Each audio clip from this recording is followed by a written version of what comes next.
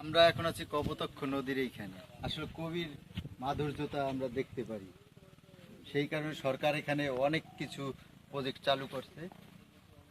এখানে মাইকেল মধুসূদনের টেকনিক্যাল এবং অনেক কিছু আছে যা দেখার মতন। আপনারা আসবেন, দেখেন ভিতরের পরিবেশটা। ওদিক দিয়ে একটু দেখাও, নদীর পাশ দিয়ে কেশবপুরবাসী জন্য একটা ভালো একটা জায়গা, সুন্দর একটা পরিবেশ।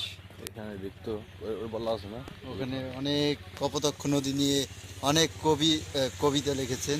একটা কবিতা লিখেছেন কপোতাক্ষ নদ নিয়ে। শতশত নদ। আর এই যে যেখানে বসে কবি আপনাদের কবিতা লিখতেন, যে ঘাটের সামনে বসে, সেইটা আপনাদেরকে দেখাচ্ছি।